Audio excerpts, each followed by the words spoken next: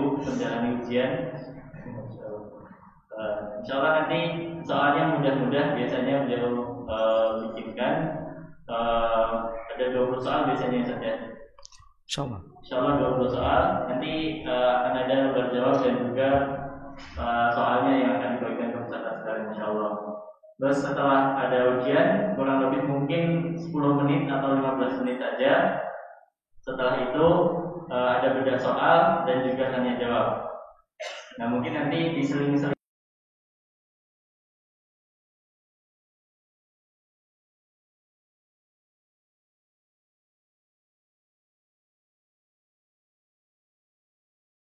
ini saat materi ada kuis ya Ustaz ya. Insyaallah. Teman-teman sekalian mohon untuk bisa menjaga kebersihan, ketertiban dan juga peraturan-peraturan yang ada di masjid ini ya teman-teman sekalian. Mungkin jamaah sudah sering ngaji di sini ya. Saya baru datang sini. Oh ya belum perkenalkan tadi ya. Insyaallah. Apa namanya jadi lupa. Mohon maaf, perkenalkan nama saya Bayu Prayuga. Saya dari Indonesia Mutakhir, sekarang tinggal di Yogyakarta. Alhamdulillah hari ini kami dari Indonesia Mutakhir ada 4 orang yang hadir ke sini ikut ngaji, ikut daurah bareng di sini insyaallah. Itu saja mungkin yang dapat kami sampaikan. Langsung saja kita masuk materi yang sesi yang pertama ya saja. Tafadhol Ustaz.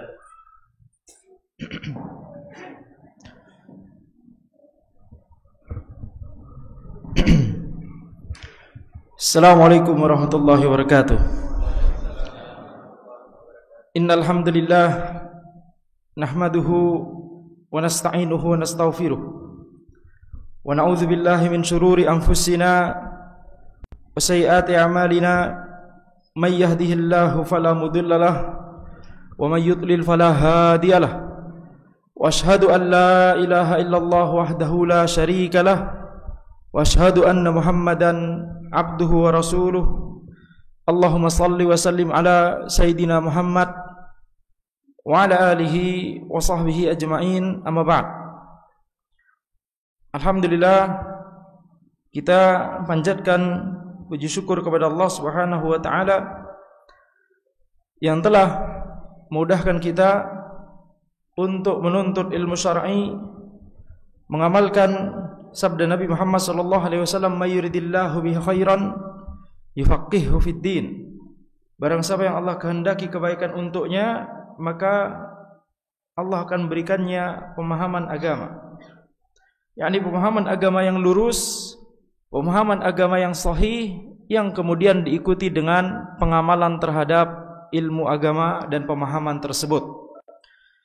Maka insyaallah pada daurah kita kali ini kita akan membahas sebuah tulisan ringkas yang berjudul Masadirut Talaqqi 'inda Ahli Sunnah.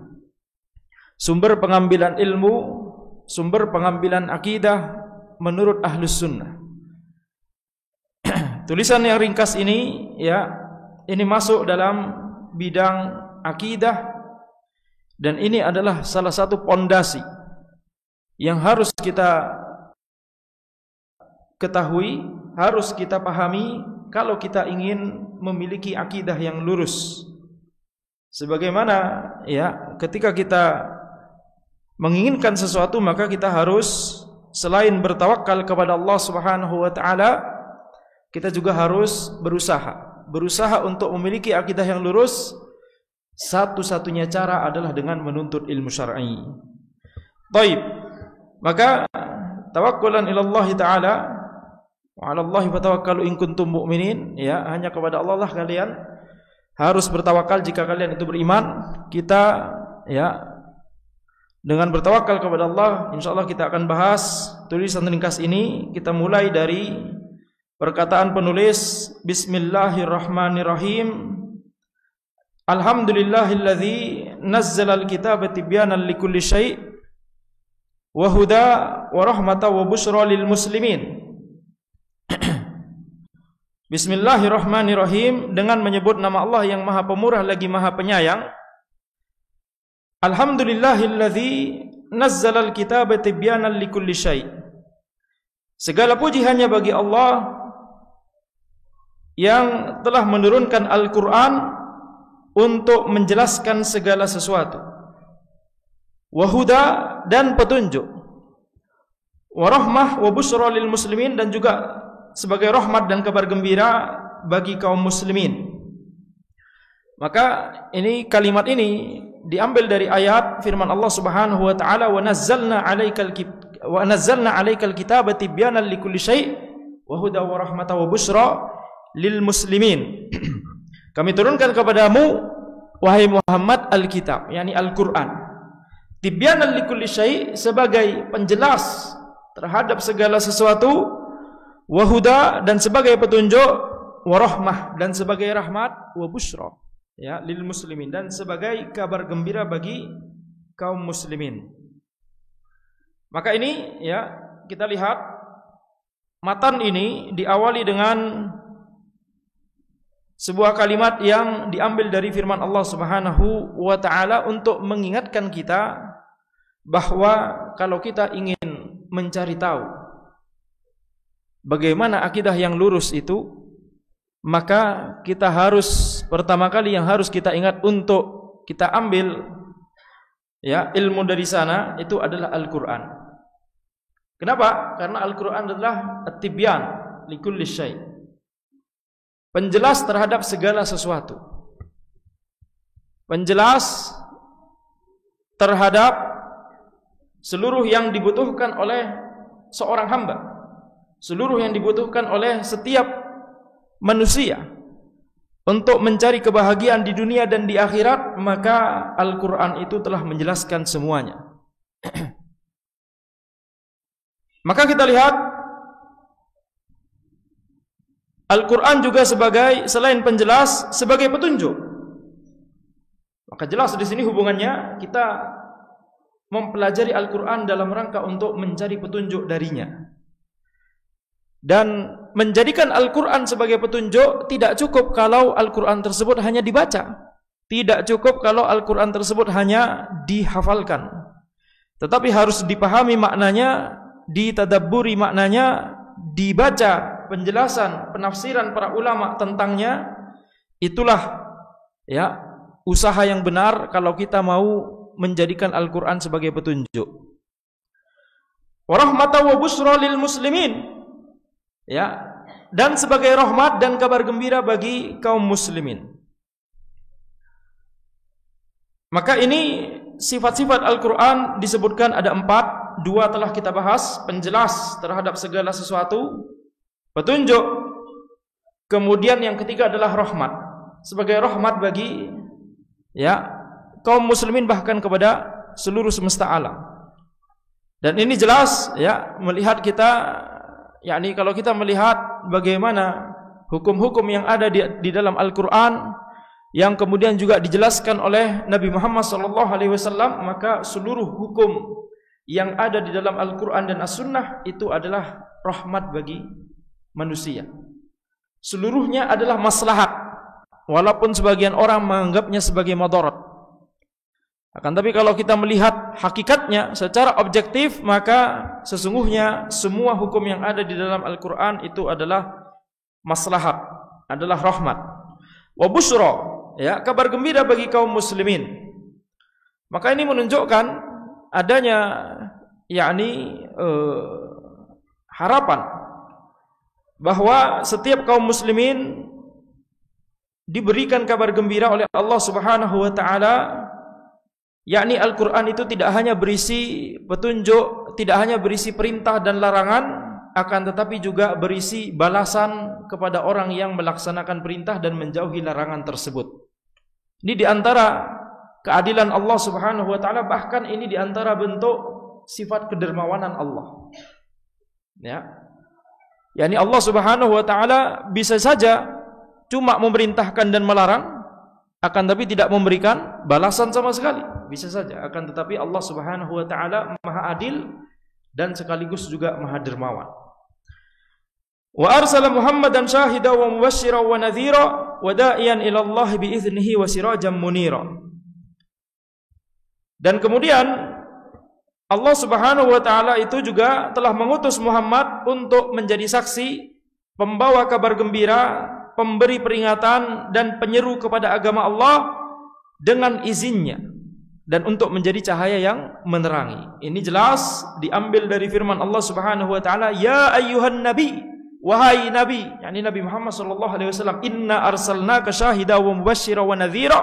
Sungguhnya kami telah mengutus engkau sebagai saksi, sebagai pembawa kabar gembira, sebagai pemberi peringatan, wa da'iyan ila Allah biiznihi, dan sebagai penyeru kepada Allah dengan izin Allah, wa sirajan munira, dan sebagai cahaya yang menerangi. Di sini di ayat ini Allah Subhanahu wa taala menjelaskan sifat-sifat Nabi Muhammad sallallahu alaihi wasallam. Yang pertama adalah syahidan. Nabi Muhammad sallallahu alaihi wasallam adalah saksi, yakni saksi bagi umat beliau bahwa beliau telah menyampaikan hujjah dan risalah yang telah diwahyukan oleh Allah Subhanahu wa taala kepada beliau untuk disampaikan kepada umat beliau sallallahu alaihi wasallam. Maka beliau adalah saksi bahwa beliau telah menyampaikan seluruhnya. Maka itu sifat pertama yang disebutkan di ayat ini tentang beliau sallallahu alaihi wasallam. Kemudian yang kedua, mubasysyiran, sebagai pembawa kabar gembira. Kemudian diikuti sifat yang ketiga, wa nadhira, dan sebagai pemberi peringatan. Maka sebagaimana Al-Qur'an yang memberikan kabar gembira dan juga di ayat yang lain memberikan peringatan, maka demikian pula Nabi Muhammad sallallahu alaihi wasallam juga membawa kabar gembira dan memberi peringatan. Wa da'iyan ila Allah biiznih, dan sebagai penyeru kepada jalan Allah atas izin Allah. Dari sini kita mengambil kesimpulan, ini sifat yang keempat yang disebutkan oleh Allah Subhanahu wa taala tentang Nabi Muhammad sallallahu alaihi wasallam. Dari sifat yang keempat ini kita mendapatkan kesimpulan bahwa untuk mendakwahkan kepada kebenaran, untuk mendakwahkan kepada jalan Allah Subhanahu wa taala itu harus yakni atas pertolongan dan izin Allah Subhanahu wa taala. Seseorang berdakwah, seseorang bisa memahami ilmu, seseorang bisa menyampaikan ilmu, itu bukan karena kemampuan dirinya, kepintaran dirinya, akan tapi karena Allah mudahkan dia untuk menjadi dai ilallah. Oleh karena itu bagi seorang penuntut ilmu yang bersemangat untuk mengajak manusia kepada kebaikan, maka harus senantiasa meminta hidayah dan taufik dari Allah Subhanahu wa taala. Ya, karena berapa banyak orang yang diberikan oleh Allah Subhanahu wa taala kepintaran yang lebih, akan tapi belum tentu ilmunya lebih barokah. Berapa banyak seseorang yang diberikan oleh Allah Subhanahu wa taala kepintaran yang mungkin kalau pakai bahasa manusia, bahasa kita, pas-pasan, istilah pas-pasan begitu ya. Tetapi ilmunya Masya Allah barokah. Jadi yang menjadi tolak ukur itu semuanya adalah yakni bagaimana kita meminta keberkahan dan meminta hidayah dan taufik dari Allah Subhanahu wa taala. Sebagai contoh, antum mengenal Syekh Al-Utsaimin rahimahullah? Kenalan di mana? Tayyib. Ini baru 5 menit, 10 menit pertama sudah mulai ngantuk-ngantuk ya. Jadi ana harus berusaha untuk menghidupkan suasana. Syekh Al-Utsaimin rahimahullah tidak diragukan lagi bagaimana ya dakwah beliau, bagaimana ilmu beliau, Masya Allah. Secara zahir kita melihat keberkahan di situ. Semoga Allah Subhanahu wa taala memang yakni meletakkan keberkahan dan memberikan beliau keikhlasan dan memberikan balasan pahala yang besar kepada beliau rahimahullahu taala. Beliau telah meninggal kurang lebih 20 tahun yang lalu. Antum tahu tidak, ketika di setingkat SMA, beliau itu peringkat berapa di kelas? Peringkat berapa? Peringkat 1? Kenapa bilang tidak? Ya, ini antum meragukan Syekh Al-Utsaimin. Peringkat 2, beliau peringkat 3 ya di kelas. Maka kita lihat, ya peringkat 3 sudah bagus ya, Masya Allah. Tetapi kita lihat maksudnya adalah yakni ada yang lebih bagus daripada beliau secara akademik pada saat itu, akan tapi ya secara zahir kita melihat ini bukan berarti kita merendahkan yang peringkat 1 dan peringkat 2. Dua peringkat yang lebih di atas beliau juga jadi ulama. Juga menjadi ulama dan juga yakni menjadi ulama besar ya di negerinya di Saudi. Akan tapi ini menunjukkan bahwa ya, kita lihat orang awam lebih mengenal Syekh Al-Utsaimin. Walaupun ini bukan patokan tentunya. Akan tapi ini hanya sekedar penyemangat.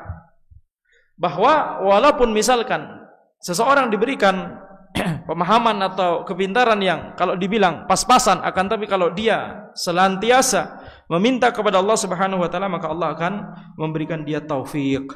Kita mengingat kisahnya Al-Kisai rahimahullahu taala. Beliau awalnya susah sekali mempelajari nahwu. Akan tapi ketika beliau kemudian melihat ya semut-semut yang kecil, kemudian terus menerus hendak membawa makanan yang berat lebih besar dari badan semut tersebut, begitu ya, ingin digotong sendirian, nggak bareng-bareng, ingin digotong ke atas begitu ya, menaiki dinding. Maka selalu jatuh. Semut tersebut balik lagi, berusaha ngangkat lagi, naik lagi, jatuh lagi makanannya, turun lagi, ngangkat makanan tersebut lagi, turun lagi dan seterusnya, sampai akhirnya bisa sampai di atas, di tujuan. Maka ketika Al-Imam Al-Kisai rahimahullahu taala melihat hal tersebut, beliau langsung terhenyak. Mengapa? Karena beliau kemudian melihat membandingkan antara beliau dengan semut tersebut. Semut ini tidak diberikan akal oleh Allah Subhanahu wa taala. Akal yang bisa membedakan, akal yang membuat kita menjadi tamyiz, membedakan mana yang hak dan yang batil gitu ya. Tentunya binatang itu juga memiliki akal, betul tidak? Kalau lapar makan, kalau haus minum ya, kalau ingin berburu caranya begini dan seterusnya. Binatang diberikan akal, akan tapi akalnya tidak sama seperti akalnya manusia, tidak tamyiz, belum mumayyiz. Bukan mumayyiz, yakni bukan mukallaf ya Mas saya. Bukan mukallaf. Maka ketika Al-Kisai rahimahullah melihat semut tersebut, beliau membandingkan, semut ini badannya jauh lebih kecil, kemudian tidak diberikan akal oleh Allah Subhanahu wa taala, sedangkan ana badannya lebih besar, jauh lebih besar dan diberikan akal. Dan diberikan yakni kesehatan akal, alhamdulillah, kemudian kemampuan untuk memahami. Kemudian semut ini dia selalu berusaha untuk memindahkan ya, mendapatkan rizki dunia tersebut, makanan. Sedangkan ana yang sedang berusaha untuk mempelajari ilmu nahwu ini dalam rangka untuk ya rizki akhirat. Maka mengapa ana kalah semangat dengan semut ini? Itu pemikirannya Al-Kisai. Antum kalau mendengar kisah ini mungkin langsung berpikir, ya memang Al-Kisai dasarnya cerdas, cuma ngelihat semut begitu, mikirnya begitu gitu ya. Antum kalau ngelihat semut, apa yang antum pikirkan? Digodain semutnya. Nah, tapi intinya setelah fase tersebut, setelah melihat semut tersebut, maka kemudian Al-Imam Al-Kisai rahimahullah, beliau semangat mempelajari nahwu dan beliau menjadi salah satu imam besar di ilmu nahwu. Taib. Ya, ini sudah sampai kepada ana, yaitu daftar nama peserta ya. Insyaallah nanti sembari kita menjelaskan materi, sembari ana akan panggil secara random nama dari antum untuk menjawab pertanyaan ya. Siap-siap. Ya nih. Jelas? Insyaallah tidak hanya di ruang kelas dan kuliah antum harus menjawab pertanyaan dosen ya. Baik. Ini hobi ana ini ya. Jadi membuat kita untuk semangat insyaallah. Baik, dan juga ada tanda tangan di sini ya, masyaallah. Ana akan pilih tanda tangan yang paling aneh nanti ya. Baik. Sallallahu wasallam alaihi wa ala alihi wa sahbihi man tabi'ahum bi ihsanin ila yaumiddin, amma ba'du. Semoga salawat dan salam senantiasa tercurahkan kepada beliau, keluarganya, sahabatnya dan orang-orang yang mengikuti mereka dengan baik, amma ba'du. I'lam rahimakallah annal asasa fi tahsilil aqidati sahihah wa luzumi tariqil istiqamah huwa talaqqil haqqi minal masadir allati bana 'alaiha salaful ummah aqidatahum wa qama 'alaiha manhajuhum wastaqaw minha ulumahum. Ketahuilah semoga engkau dirahmati Allah bahwa pondasi untuk meraih akidah yang benar dan melazimi jalan istiqamah adalah mengambil kebenaran dari sumber yang mana para salaful ummah telah membangun di atasnya akidah mereka, telah tegak di atasnya manhaj mereka, dan telah mengambil darinya ilmu-ilmu mereka. Paragraf ini menjelaskan kepada kita bahwa kalau kita ingin memiliki akidah yang benar, kalau kita ingin berada istiqomah di atas jalan yang lurus, siratal mustaqim, maka kita harus mengambil kebenaran dari sumber yang sama yang diambil oleh para generasi terdahulu dari umat ini. Sumbernya harus sama. Yaitu apa? Al-Quran dan As-Sunnah, dan kemudian Al-Ijma', dan kemudian nanti ada perinciannya yang akan disebutkan sebentar lagi insyaallah ta'ala. Akan tapi yang menjadi pondasi adalah cuma dua, Al-Quran was Sunnah. Ya, maka ini paragraf ini menjelaskan kepada kita bahwa kalau kita ingin memiliki akidah yang lurus, kita harus mengetahui bagaimana para generasi terdahulu dari umat ini, bagaimana mereka mengambil akidah, dari mana sumbernya. Sumbernya bisa macam-macam. Kalau antum merasa ya pembahasan ini mudah, Ustaz, bukankah kita memang harus mengambil sumber ilmu itu dari Al-Quran dan As-Sunnah? Bukankah sudah jelas? Tetapi kita lihat realitanya di masyarakat.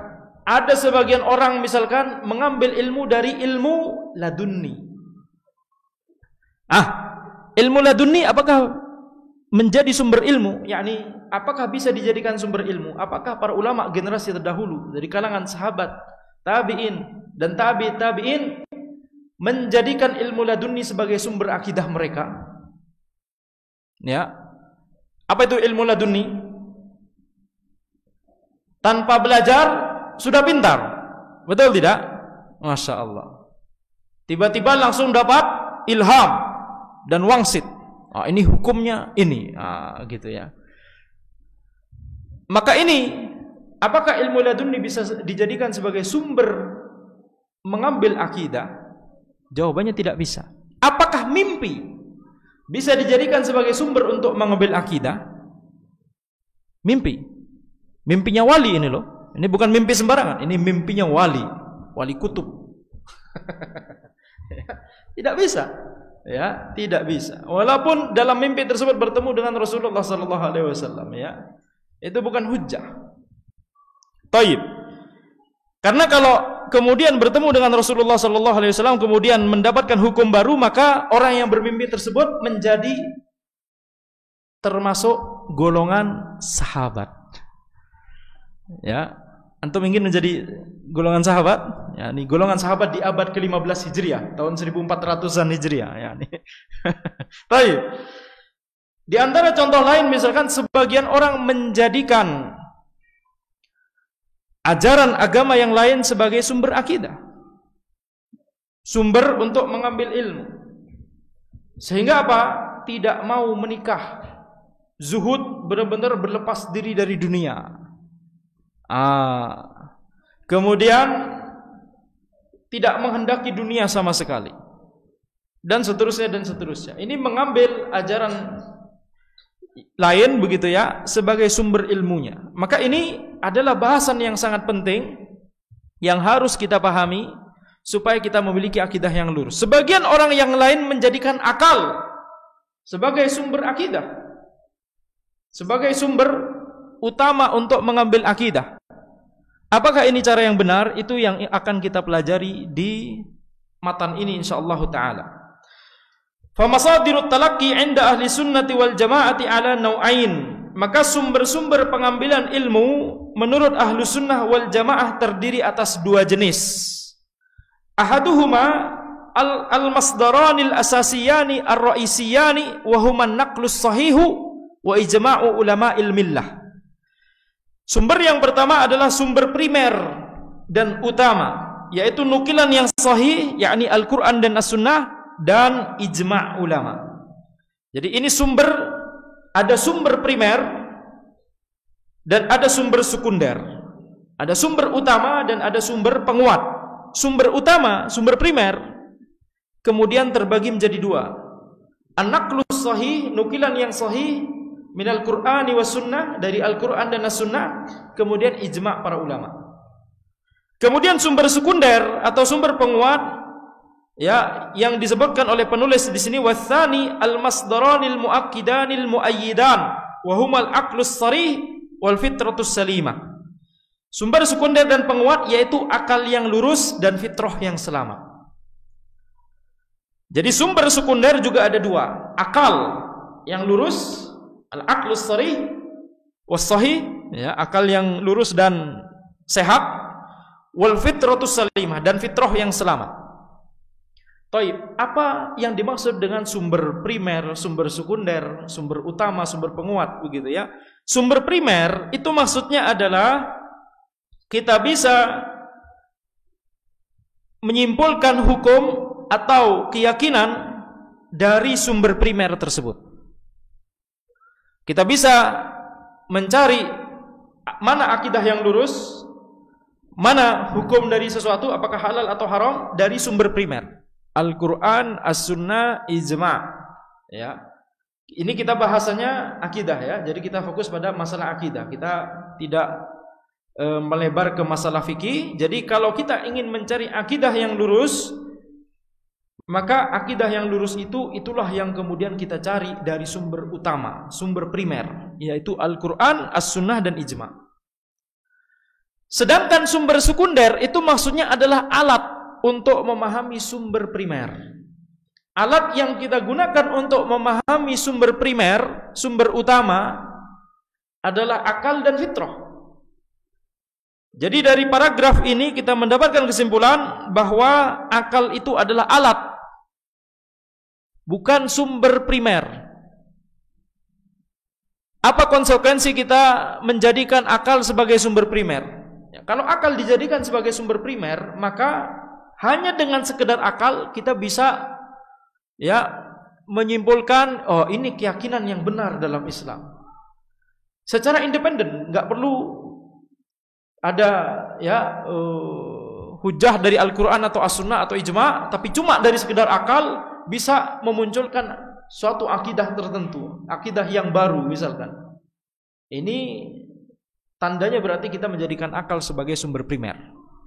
Nah, ini tidak boleh, karena akal itu adalah sumber sekunder. Akal itu adalah cuma alat untuk memahami Al-Quran, alat untuk memahami As-Sunnah, alat untuk memahami perkataan para ulama, ya, penjelasan para ulama, penafsiran para ulama. Akal itu adalah alat.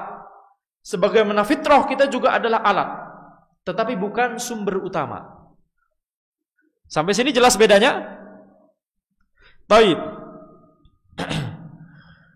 Maka di sini kita lihat, ya, ini Ahlus Sunnati wal Jamaah itu berada dalam pertengahan, bukan termasuk orang yang menghinakan akal, tidak menggunakan akal sama sekali, dan bukan orang yang menuhankan akal. Jadi akal itu posisinya pertengahan menurut Ahlus Sunnah. Kita menggunakan akal untuk mempelajari Al-Quran, As-Sunnah, dan akan tetapi di saat yang sama kita tidak menjadikan akal tersebut sebagai sumber utama atau sumber primer. Kemudian kita langsung masuk pada sumber yang pertama, al-masdarul awwal.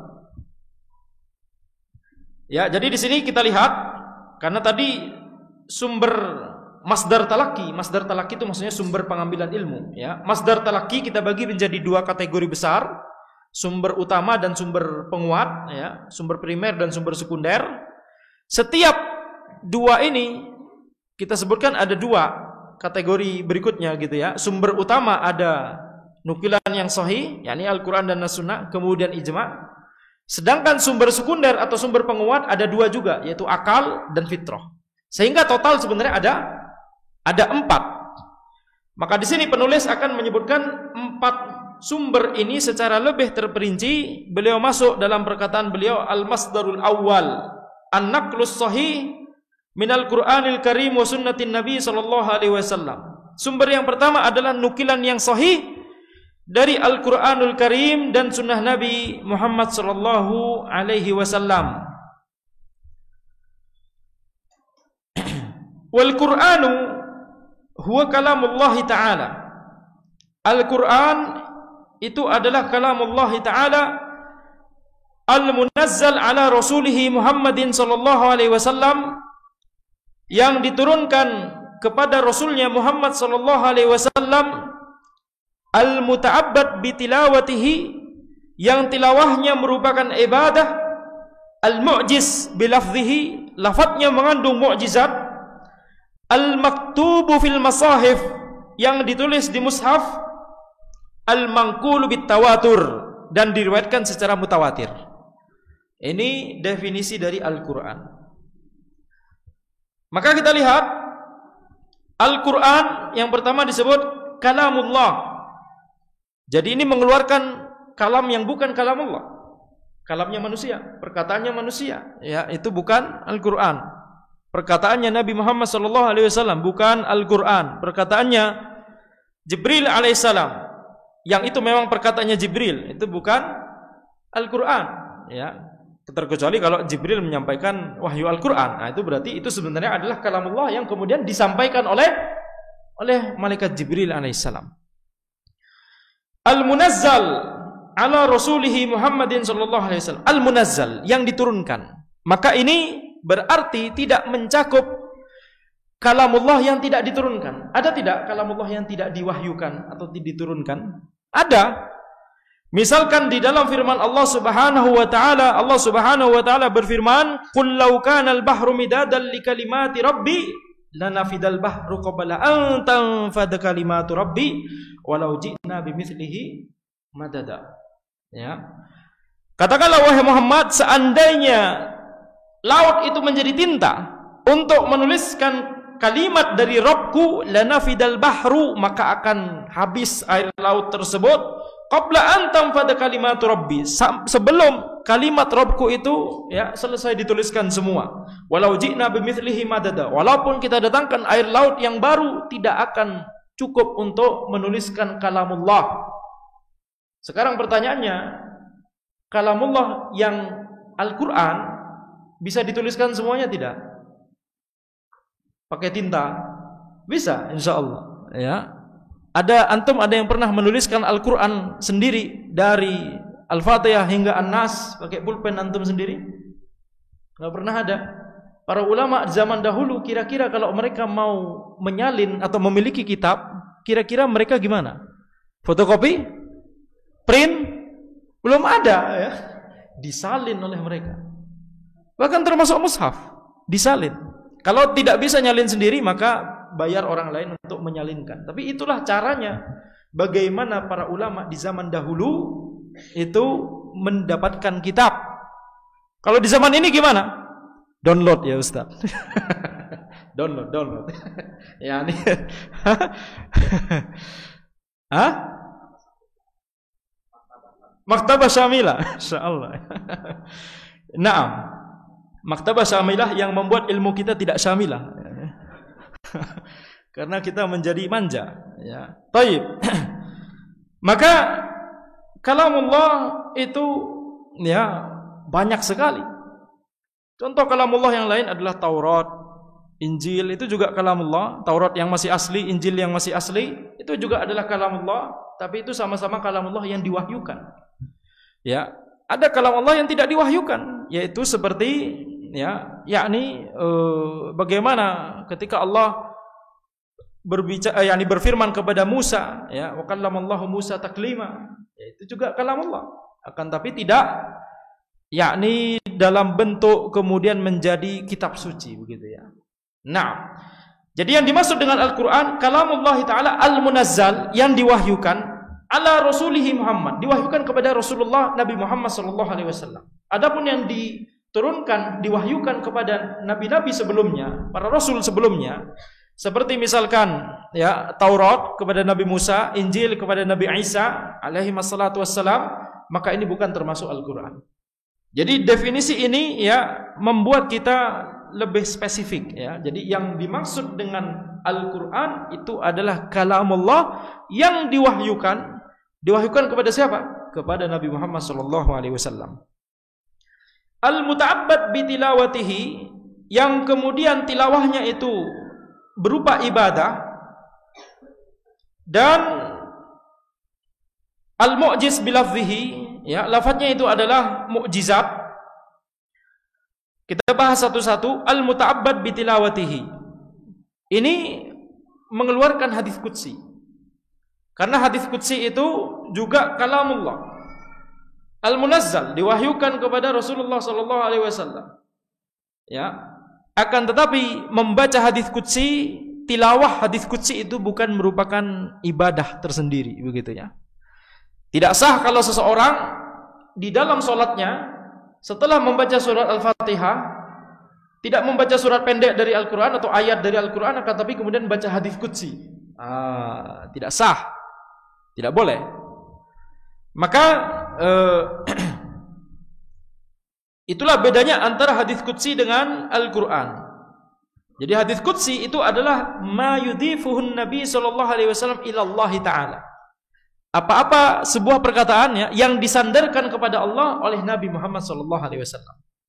Seperti misalkan Nabi Muhammad sallallahu alaihi wasallam beliau bersabda, Allah Subhanahu wa taala berfirman. Nah, tetapi firman yang beliau akan ucapkan ini bukan dari Al-Qur'an. Ya, bukan termasuk Al-Qur'an, maka ini adalah hadis qudsi. Ketika beliau sallallahu alaihi wasallam mengucapkan Allah Subhanahu wa taala berfirman, ya ibadi, inni haramtu zulma ala nafsi. Itu contoh hadis qudsi. Wa ja'altuhu bainakum muharrama fala tadzalamu. Wahai hamba-hambaku, sesungguhnya aku telah menjadikan, ya, telah mengharapkan kezaliman atasku, dan wa ja'altuhu bainakum muharrama, dan telah aku jadikan kezaliman itu haram di antara kalian, fala tadzalamu, maka janganlah kalian saling berbuat zalim. Maka ini perkataan ini dinisbatkan oleh Nabi Muhammad sallallahu alaihi wasallam kepada Allah. Yakni beliau bersabda, Allah Subhanahu wa taala berfirman.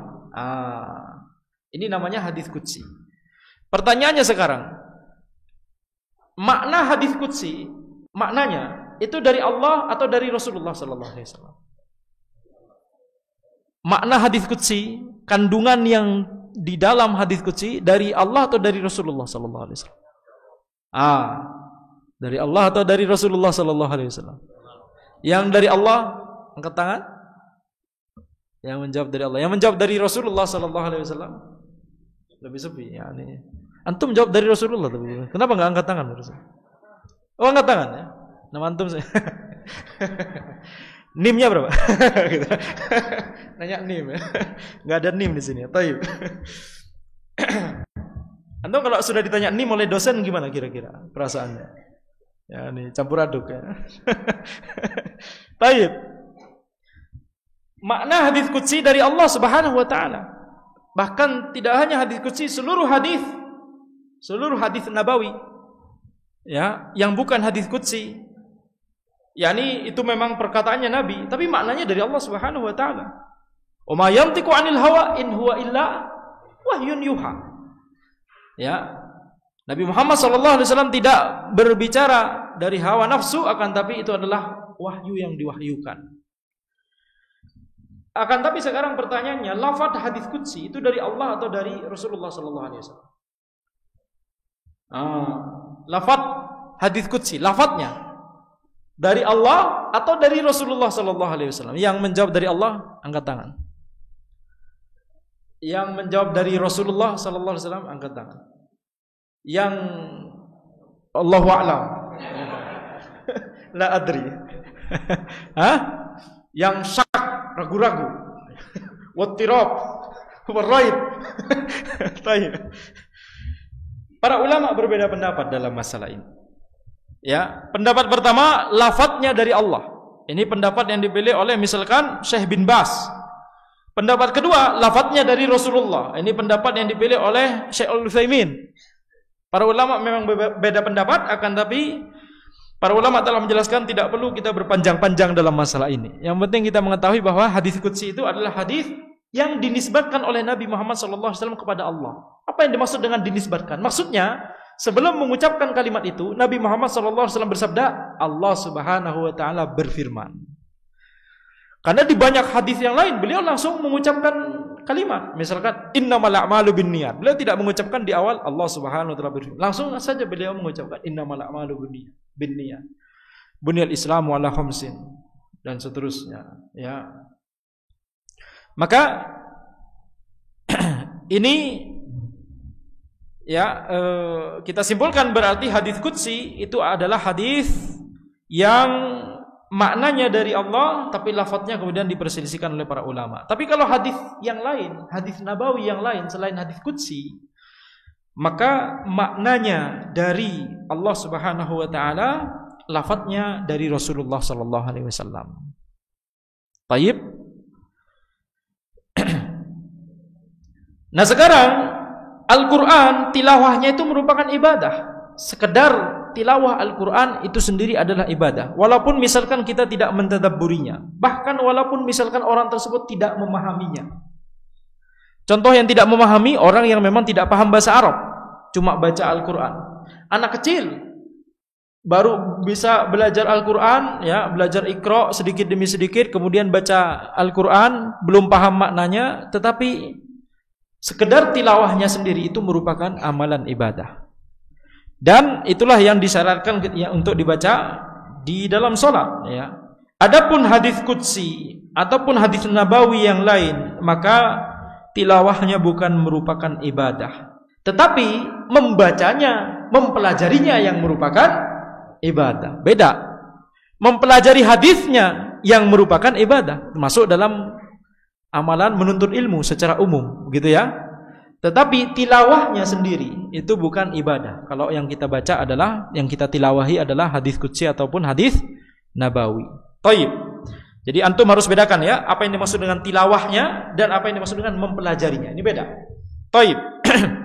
Sekarang al-mu'jiz bilafzihi, Al-Quran itu lafadznya itu adalah mukjizat. Ini akan disebutkan sebentar lagi ya di paragraf setelahnya. Adapun hadis qudsi dan hadis nabawi yang lain itu bukan merupakan mukjizat. Lafadznya bukan merupakan mukjizat.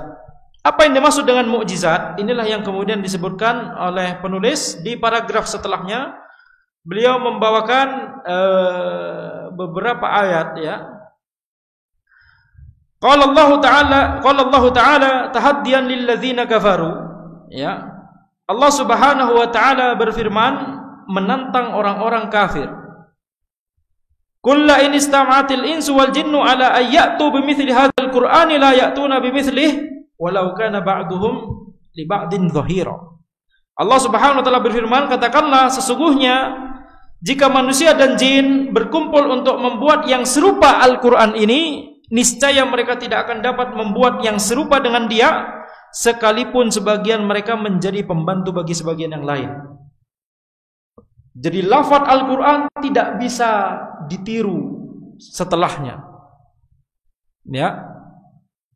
Jadi di ayat ini Allah Subhanahu wa taala menantang orang-orang yang kafir untuk membuat yang semisal Al-Quran. Tidak ada yang mampu hingga sekarang.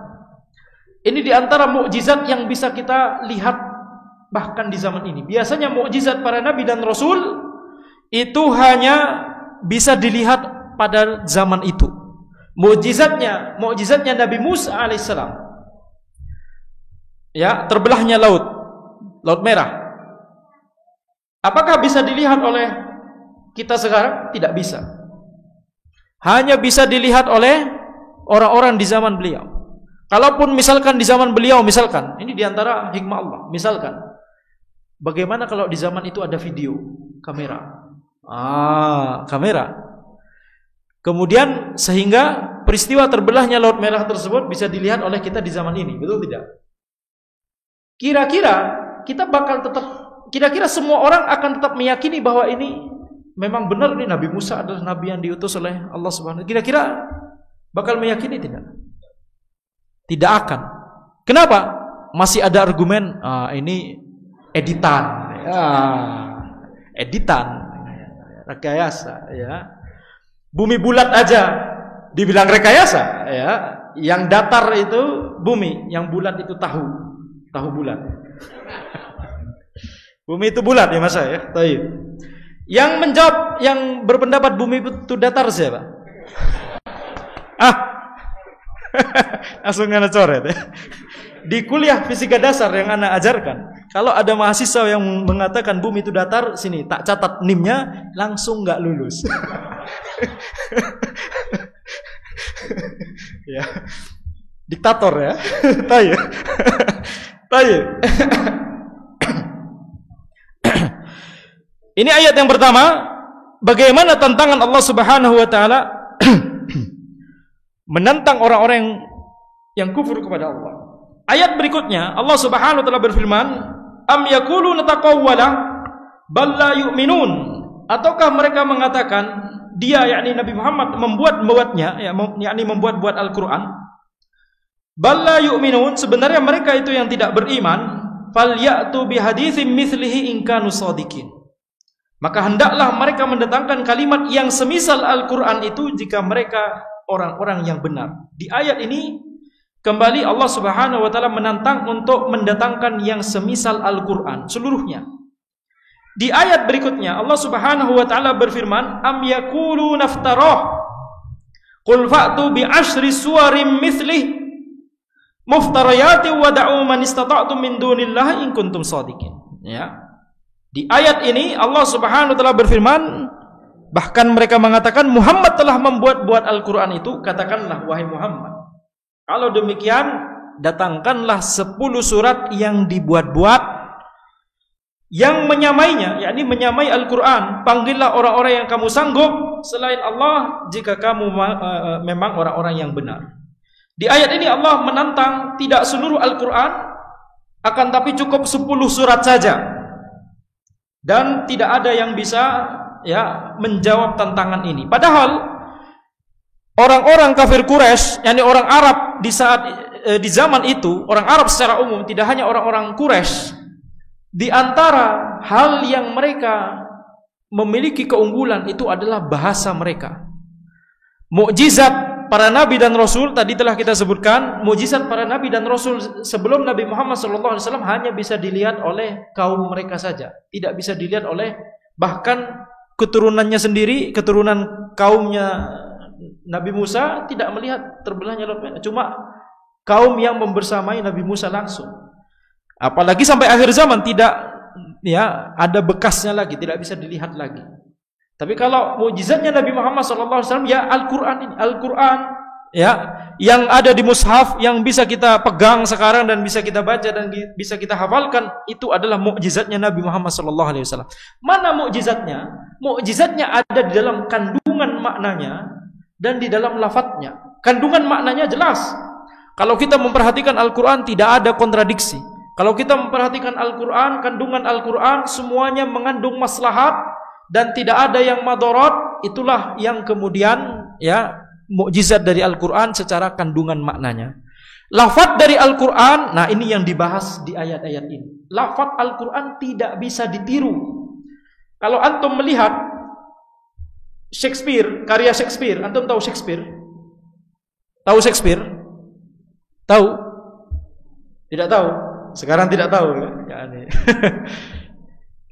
yani memiliki karya-karya yang bagus dalam masalah sastra, akan tapi tidak sampai 1 abad setelahnya banyak karya lain yang meniru stylenya karya-karya Shakespeare. Bisa ditiru, nilai seninya bisa ditiru, keindahan kata-katanya bisa ditiru, dan seterusnya bisa dipelajari dan ditiru. Tapi Al-Qur'anul Karim dari sejak zaman Nabi Muhammad SAW hingga sekarang tidak ada sama sekali yang bisa meniru keindahan kata-kata Al-Qur'an, keindahan lafadznya dan kedalaman maknanya. Tidak ada yang bisa. Ini mukjizatnya di sini. Dan Allah Subhanahu wa taala menantang. Ini menantang. Ya, ini objektif. Kita bisa menjawab tantangan ini, yakni berusaha menjawab tantangan ini secara objektif. Tinggal panggil orang-orang yang bisa antum panggil. Panggil ahli bahasa, panggil ahli linguistik, ahli literatur, semuanya. orang-orang yang ahli dalam bahasa Arab, ahli syair bahasa Arab dan seterusnya, ahli balaghah. Ya, panggil semua. Tidak ada yang bisa. Kalau di zaman itu orang-orang Arab di zaman itu tidak bisa, apalagi di zaman ini. Yang bahasa Arab tentunya bahasa Arab terjaga, akan tetapi kemampuan untuk memiliki nilai sastra seperti orang Arab di zaman Nabi sudah tidak dimiliki sekarang. Sama seperti bahasa Indonesia, angkatan 45 atau zamannya Khairil Anwar, bahasanya sastra sekali. Di zaman ini bahasanya gimana? Healing, alay, vibe, ya, apalagi istilahnya, healing dulu yuk. Nah, healing dulu istilahnya ini.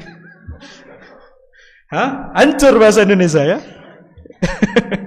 Semakin lama bahasa itu seiring bercampur dengan bahasa yang lain semakin tidak murni. Kalau orang Arab di zaman Nabi Muhammad SAW tidak bisa menjawab tantangan ini, apalagi orang di zaman sekarang abad 15 Hijriah, makin putus asa untuk menjawab tantangan ini. Tidak akan ada yang bisa menjawab tantangan ini. Taib.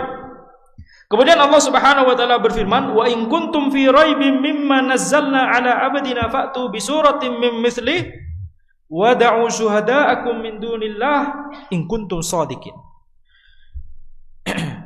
Dan jika kamu tetap dalam keraguan tentang Al-Quran yang kami wahyukan kepada hamba kami, yakni Muhammad, buatlah satu surat saja yang semisal Al-Quran itu, dan ajaklah penolong-penolongmu selain Allah jika kamu orang-orang yang benar.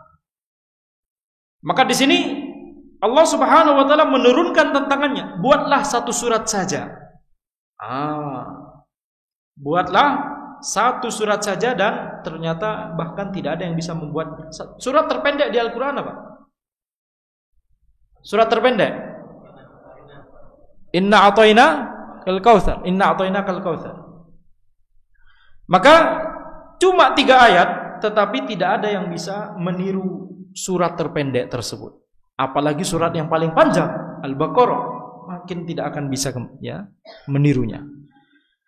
Kemudian Allah Subhanahu wa taala berfirman, "Wa ma kana hadzal Qur'anu ay yuftara min dunillah, walakin tasdiqal ladzi baina yadayhi wa tafsilal kitabi la raiba fihi min rabbil alamin. Am yaquluna naftara? Qul fa'tu bi suratin mithlih wa da'u man istata'tum min dunillahi in kuntum shadiqin."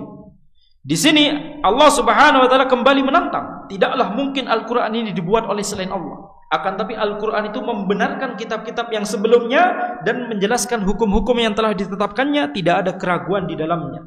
Diturunkan dari Tuhan semesta alam. Nabi Muhammad SAW tahu dari mana isi kitab-kitab sebelumnya. Beliau tidak bisa baca tulis. Beliau bukan seperti Waraqah misalkan yang mempelajari bahasa Ibrani dan menulis Taurat. Beliau tidak seperti itu. Atau patutkah mereka mengatakan Muhammad membuat-buatnya? Katakanlah, wahai Muhammad, kalau benar yang kamu katakan itu, maka cobalah datangkan sebuah surat seumpamanya dan panggillah siapa-siapa yang dapat kamu panggil untuk membuatnya selain Allah, jika kamu orang yang benar. Ini tantangan.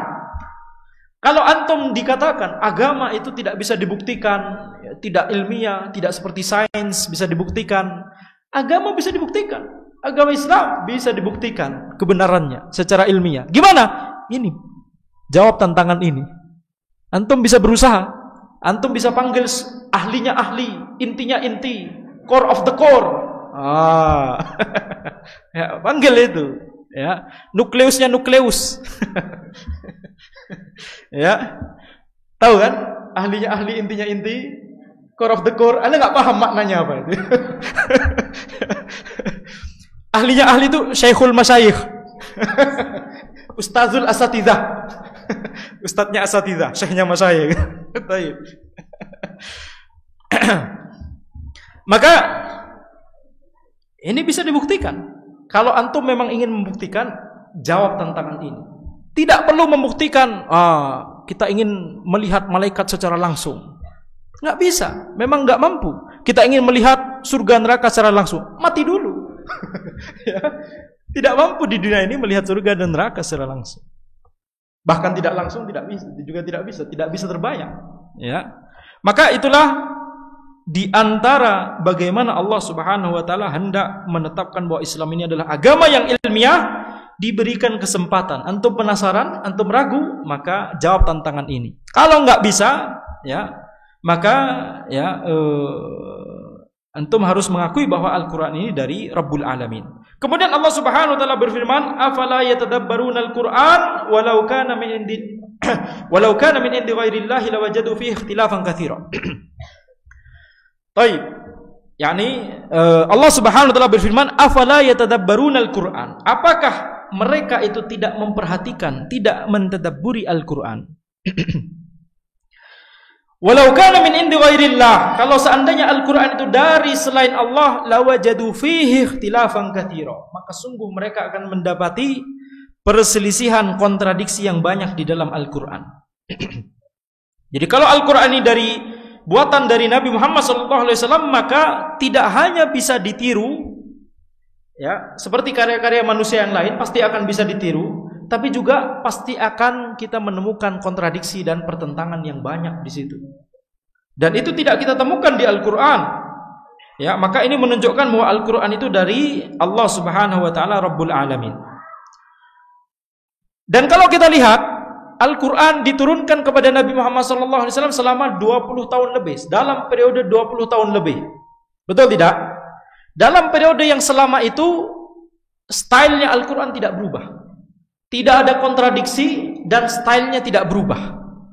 Coba antum bayangkan, ya, kalau misalkan antum membuat sebuah karya dan kemudian antum tulis, kemudian antum buka lagi tahun depan, 5 tahun lagi, 10 tahun lagi, tulisan antum itu, antum buka lagi, kira-kira malu atau tidak? Malu. Antum umur berapa? 20. Coba dibuka lagi tulisan antum umur 13, masih SMP, SD, pasti malu ya. Dan pasti kita, ini harus kita ubah, ini harus kita edit, ini harus direvisi dan seterusnya. Banyak revisi, apalagi kalau itu skripsi antum, ya, pasti banyak revisi. Ya. Karena kalau tidak ada revisi maka dosen itu tidak puas gitu ya. Harus selalu ada revisi ya. Kalau tidak ada maka harus dicari-cari. Enggak ya. Tidak ya. Revisinya itu memang objektif insyaallah taala. Baik. Kemudian jadi ini menjelaskan bahwa Al-Qur'an itu al-mu'jiz bilafzihi. Jadi seluruh dalil-dalil ini untuk menjelaskan perkataan di paragraf sebelumnya bahwa Al-Qur'an itu adalah al-mu'jiz bilafzihi. Lafadznya mengandung mukjizat. Mukjizatnya bagaimana? Apa mukjizat dari lafaz tersebut? Tidak bisa ditiru sama sekali hingga sekarang. Style Al-Qur'an itu tidak bisa. Puisi bukan, prosa bukan, syair bukan. Orang-orang yang ahli dalam masalah, orang-orang Arab di zaman Nabi Muhammad SAW, ketika mereka mendengarkan Al-Qur'an, mereka ya langsung bisa, yang ahlinya begitu, langsung bisa menentukan ini nggak mungkin dari manusia. Ya, tidak mungkin dari manusia. Orang-orang yang berilmu, orang-orang para penyair yang di zaman itu, ini kelebihannya orang Arab saat itu. Kalau misalkan orang-orang Romawi kelebihannya adalah teknologi sampai sekarang, betul tidak? Orang Romawi dari dulu kelebihannya teknologi, ya, kemajuan peradaban dan teknologi mereka. Kalau orang Yahudi di zaman Nabi Isa, kelebihannya adalah medis. Makanya mukjizat Nabi Isa adalah menghidupkan orang yang mati atas izin Allah Subhanahu wa taala. Itu untuk membuat orang-orang di zaman itu mikir, ini enggak mungkin dilakukan oleh manusia. Maka kelebihannya orang Arab di zaman Nabi Muhammad SAW adalah bahasa mereka, yang kemampuan berbahasa mereka yang advance gitu ya, yang maju sekali. Tidak dimiliki oleh bahasa-bahasa yang lain. Bahkan mereka memiliki, kalau misalkan yakni ingin bertemu dengan kabilah lain, ya, papasan atau bertemu atau ada punya masalah dengan kabilah lain, mereka ungkapkan itu dengan syair-syair yang menohok. Seperti misalkan ini kabilah ini tidak akan bisa menzalimi orang lain. Yakni ini bukan pujian, ini celaan. Yakni karena saking lemahnya tidak bisa menzalimi orang lain. Seperti itu. Baik. Maka dengan kemampuan dan kelebihan orang Arab seperti itu, itulah mengapa Allah Subhanahu wa taala menjadikan Al-Qur'an sebagai mukjizat untuk menjelaskan kepada orang Arab saat itu, antum tidak bisa membuat yang semisal ini. Itu Al-Quran ini adalah sumber yang pertama untuk mengambil akidah yang lurus. Kita harus mengambil akidah yang lurus dari Al-Quranul Karim. Taib. Sekarang masuk yang kedua. Sebelumnya di sini disebutkan oleh para ulama bahwa biasanya mukjizat para nabi dan rasul sebelumnya, antara wahyu dengan mukjizat itu dua hal yang berbeda. Antara wahyu dengan mukjizat itu dua hal yang berbeda. Seperti Nabi Musa, wahyunya apa? Taurat. Mukjizatnya apa? Terbelahnya Laut Merah. Nabi Isa wahyunya apa? Injil. Mukjizatnya apa? Ya, menghidupkan orang mati, jalan di atas permukaan air dan seterusnya. Tapi kalau Nabi Muhammad SAW, ada sebagian mukjizat yang seperti terbelahnya bulan, ya, kemudian Isra Mi'raj itu sendiri. Tetapi Al-Quran, kalau kita fokus pada Al-Quran, Al-Quran itu wahyu dan sekaligus mukjizat. Jadi berkumpul di dalamnya wahyu dan mukjizat. Inilah yang kemudian disebutkan misalkan oleh Ibnu Khaldun rahimahullah dalam kitab beliau Muqaddimah, dalam Muqaddimah beliau. Kemudian juga oleh Syekhul Islam Ibnu Taimiyah rahimahullah, beliau juga menjelaskan yang seperti ini, yakni Al-Qur'an itu adalah al-hujjah wal mu'jizah. Al-Qur'an itu adalah al-hujjah wal mu'jizah. Yakni mukjizah itu apa sih? Mukjizah. Mukjizah itu dari kata ajaza yu'jizu i'jazan. Membuat orang lain lemah. Itu makna dari mukjizah. Membuat orang lain lemah. Yakni membuat orang lain tidak berdaya, tidak bakal kepikiran lagi ini enggak mungkin dari manusia. Mukjizat ketika ditampakkan, orang langsung mikir enggak mungkin ini dari manusia. Ini pasti dari Allah Subhanahu wa taala. Itu maksud dari kata mukjizat. Maka Al-Quran, kata Syekhul Islam Ibnu Taimiyah, al-hujjah wal mu'jizah. Di sisi lain adalah al-hujjah, di sisi yang lain juga, di sisi satunya dia adalah mukjizat. Kalau kita lihat, wahyu itu sesuatu yang ingin dibuktikan, mukjizat adalah buktinya. Kalau di Nabi dan Rasul sebelumnya, sesuatu yang ingin dibuktikan dan sesuatu yang menjadi bukti, itu dua hal yang berbeda. Taurat, sesuatu yang ingin dibuktikan. Apakah ini dari Nabi Musa atau memang dari Allah? Buktinya apa? Mukjizatnya Nabi Musa. Terbelahnya Laut Merah, tangan beliau jadi putih, tongkat beliau jadi ular, gitu ya. Ini bukti bahwa sesuatu yang dibuktikan ini benar dari Allah Subhanahu wa taala. Di seluruh nabi dan rasul sebelumnya, sesuatu yang ingin dibuktikan berbeda dengan sesuatu yang menjadi bukti. Wahyu berbeda dengan mukjizatnya. Tapi kalau Al-Qur'an, sesuatu yang ingin dibuktikan itulah sendiri yang menjadi bukti. Sesuatu yang menjadi wahyu itulah sendiri yang menjadi mukjizat. Al-Qur'anul Karim. Maka ringkasannya sebagaimana yang disebutkan oleh Syekhul Islam Ibnu Taimiyah dalam Majmu' Fatawa beliau, Al-Qur'an itu adalah al-hujjah wal mu'jizah. Kemudian kita masuk pada pembahasan setelahnya, yaitu as-sunnah. Was-sunnatu hiya ma sadara 'ani Nabi sallallahu alaihi wasallam ghairal Qur'an min qaulin aw fi'lin aw takririn. Sunnah itu adalah apa yang berasal dari Nabi Muhammad SAW selain Al-Quran, berupa perkataan, perbuatan, atau persetujuan.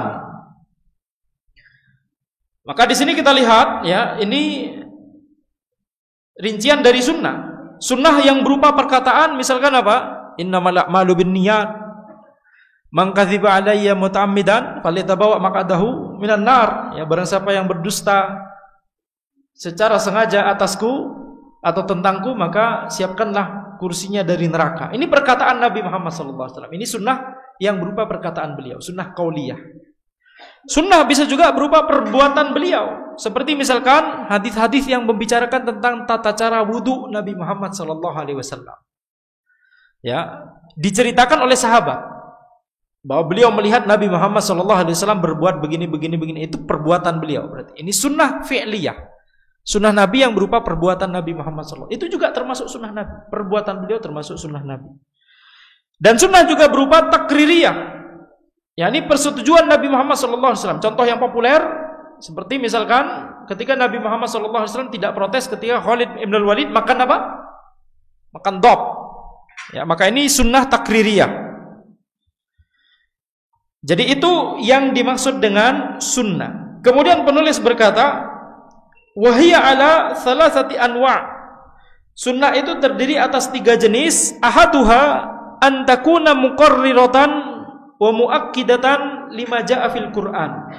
Sunnah yang menegaskan dan menguatkan apa yang disebutkan di Al-Qur'an. Ini berbicara tentang peran sunnah. Peran sunnah terhadap Al-Qur'an itu ada 3. Ya, peran sunnah terhadap Al-Qur'an itu ada 3. Ini dipelajari, dihafalkan ya, nanti keluar di ujian ya. Nanti siang ya. Insyaallah taala.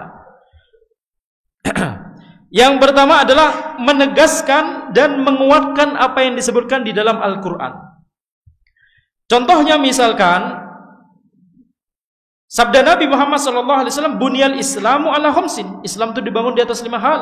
Syahadati alla ilaha illallah wa anna Muhammadar Rasulullah wa iqamis shalah wa ita'iz zakah wa shaumi Ramadan wa hajjil bait. Islam itu dibangun di atas 5 hal. Yang pertama adalah kalimat syahadat la ilaha illallah Muhammadar Rasulullah, kemudian menegakkan salat, membayar zakat, kemudian melaksanakan ibadah puasa Ramadan, kemudian ya menunaikan ibadah haji. Anda berusaha memilih kata kerja itu berbeda-beda semua. Menegakkan salat, membayar zakat, kemudian melaksanakan ibadah puasa, menunaikan ibadah haji. Beda-beda semua. Baik. Maka ini menegaskan dan menguatkan apa yang disebut di Al-Qur'an. Kenapa? Karena di Al-Qur'an sudah misalkan ada perintah wa aqimus shalah wa atuz zakah, ya. Tegakkanlah salat, bayarkanlah zakat. Nah, ini perintah yang ada di Al-Qur'an ini kemudian ditegaskan kembali oleh Nabi Muhammad SAW. Ini peran pertama dari sunnah Nabi, menegaskan dan menguatkan apa yang telah disebutkan di Al-Qur'an. Jadi hukumnya tersebut sudah disebut di Al-Qur'an, tapi ditegaskan kembali oleh Nabi Muhammad SAW. Kemudian yang kedua, peran yang kedua, wasani an takuna mubayyinatan wa mufassiratan lima ujmila fil Qur'an. Sebentar ya, ini sesi ini sampai jam berapa ya? Kita lihat dulu. Jam 8 sampai setengah 10 ya. Taib, sebentar lagi insyaallah.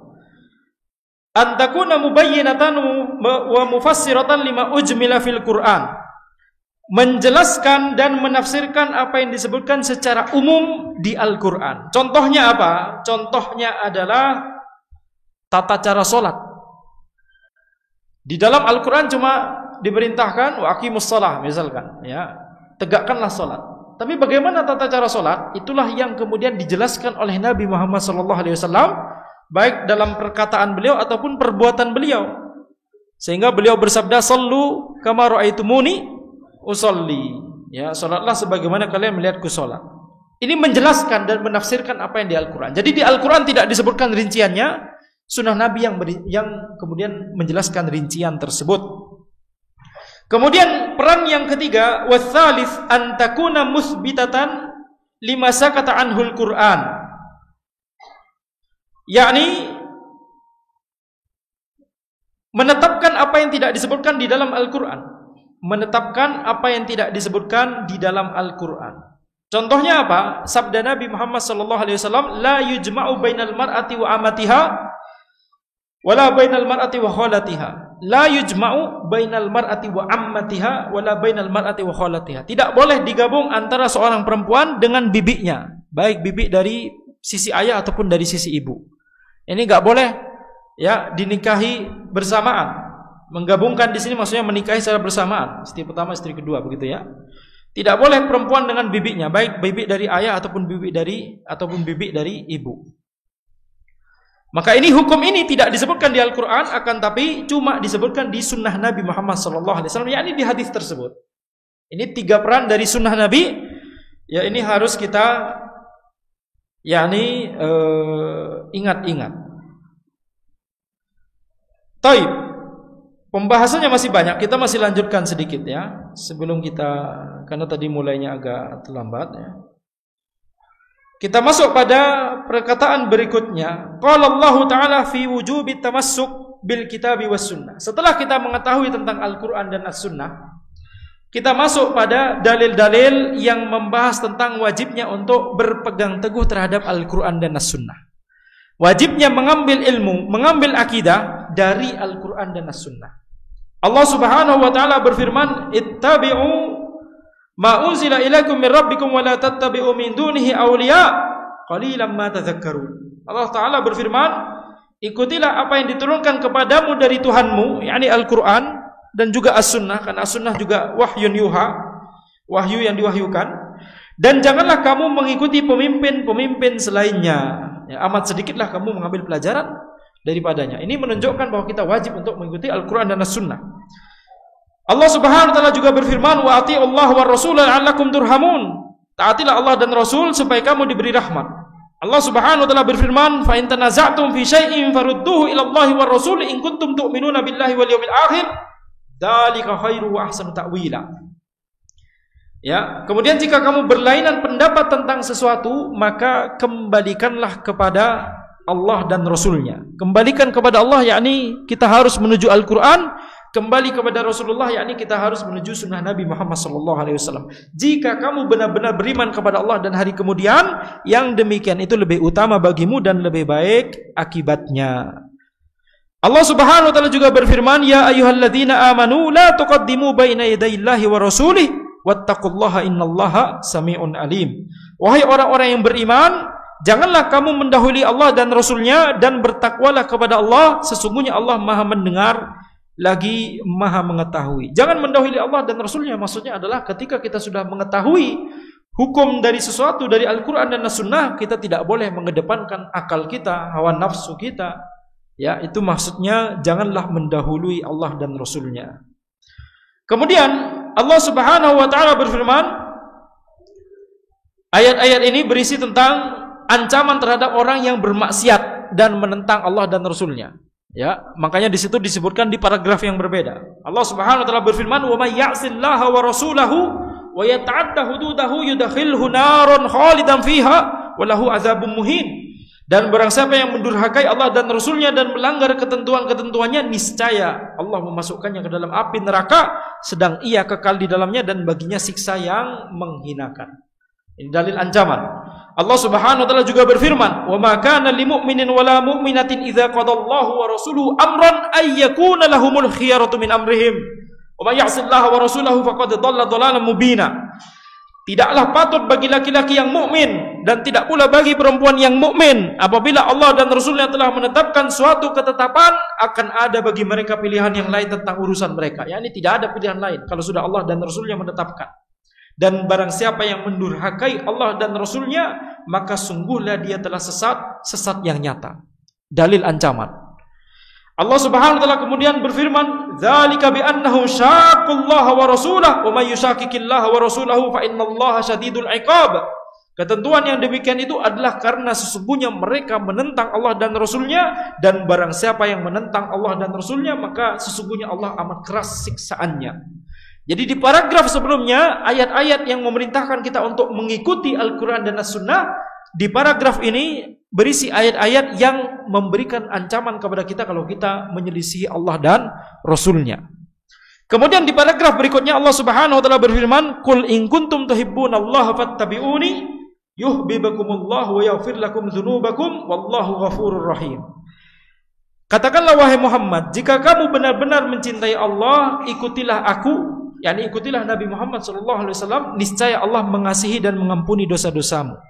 Niscaya Allah mencintai dan mengampuni dosa-dosamu. Allah Maha Pengampun lagi Maha Penyayang. Wa ma yantiqu 'anil hawa in huwa illa wahyun yuha.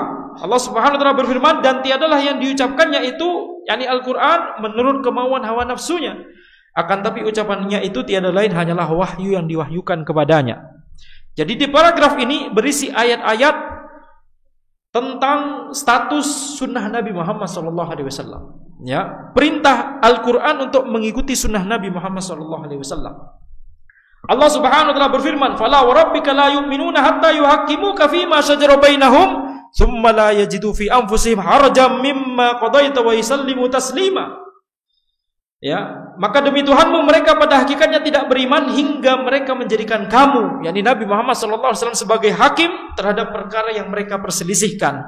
Kalau masih hidup, kita menuju Nabi Muhammad SAW untuk meminta keputusan beliau. Kalau sudah beliau SAW wafat, maka kita menuju kepada sunnah Nabi Muhammad SAW. Ya, maka kemudian mereka tidak merasa dalam hati mereka suatu keberatan terhadap putusan yang kamu berikan dan mereka menerima dengan sepenuhnya. Ini sifat orang beriman. Ketika telah disebutkan ya ketetapan dari Allah dan Rasulnya, maka seorang beriman akan ridha mengikuti ketetapan tersebut, mengikuti hukum tersebut.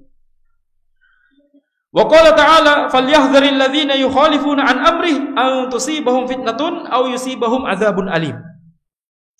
Maka hendaklah orang-orang yang menyalahi perintah Rasul itu takut akan ditimpa cobaan atau ditimpa azab yang pedih.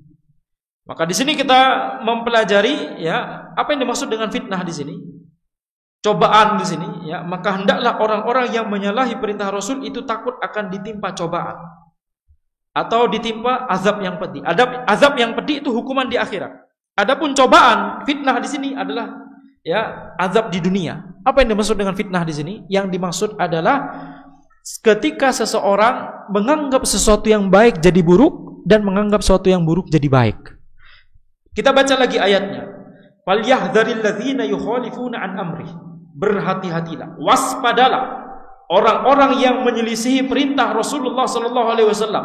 An tusibahum fitnah. Akan menimpa padanya fitnah dan akan menimpa padanya azab yang pedih. Azab yang pedih ini hukuman di akhirat, fitnah hukuman di dunia. Apa yang dimaksud? Orang yang menyalahi perintah Rasul, orang yang menyelisihi sunnah Nabi, orang yang tidak mau atau enggan mengamalkan sunnah Nabi Muhammad SAW akan diberikan hukuman di dunia oleh Allah. Sesuatu yang baik dianggap buruk, sesuatu yang buruk dianggap baik. Sesuatu yang sunnah dianggap bid'ah, sesuatu yang bid'ah dianggap sunnah. Sesuatu yang merupakan bagian dari agama dianggap bukan bagian dari agama, tapi budaya orang Arab. Dan sesuatu yang bukan bagian dari agama dianggap bagian dari agama. Ya. Maka ini harus kita perhatikan, tidak boleh kita ya alergi terhadap sunnah Nabi Muhammad SAW, karena hukumannya saja di dunia mata kita akan dibutakan, ya, dibutakan terhadap mana hak dan mana batil. Baik, sebelum kita istirahat, kita akan menuju kepada presensi di sini ya. Ada 5 halaman, 1 2 3 4 5 ya. Ada yang bernama ini akhwat ya, jangan ya. Ada yang bernama Bowo Indarto. Syekh Bowo. Masya Allah, Syekh Bowo. Iya, tidak masalah. Bukan seumuran mahasiswa ya. Insya Allah tidak tega. Kita cari yang seumuran mahasiswa ya. Syekh Agung Hidayah. Nih Syekh. Antum seumuran mahasiswa? Hah? Masih bisa dianggap Tanpa melihat catatan, sebutkan 3 peran sunnah terhadap Al-Quran. Menguatkan Al-Quran, 1. Menafsirkan Al-Quran, menjelaskan hukum yang belum adil. Masya Allah, jazakallahu khairan, barakallahu fiik. Berhak mendapatkan hadiah. Antum pilih sendiri hadiahnya yang mana ya. Pasti pilih yang tebal ya. Yang lebih tebal belum tentu yang lebih antum butuhkan. Nanti pas istirahat diambil sendiri. Ngambil cuma 1 saja ya, insyaallah. Jazakallahu khairan. Demikian yang bisa kita bahas pada sesi ini, insyaallah kita bahas di lanjutnya di sesi berikutnya. Hadza wallahu alam. Ana kembalikan kepada Syekh Bayu. Alhamdulillah, jazakumullah khairan atas ilmu yang diberikan pada sesi yang pertama ini. Bagaimana teman-teman sudah ngantuk belum? Enggak ya, itu lagi ya, gara-gara itu mau dipanggil ya. Insyaallah. Alhamdulillah, sesi yang pertama telah selesai dan sekarang ada sesi yang berikutnya ya.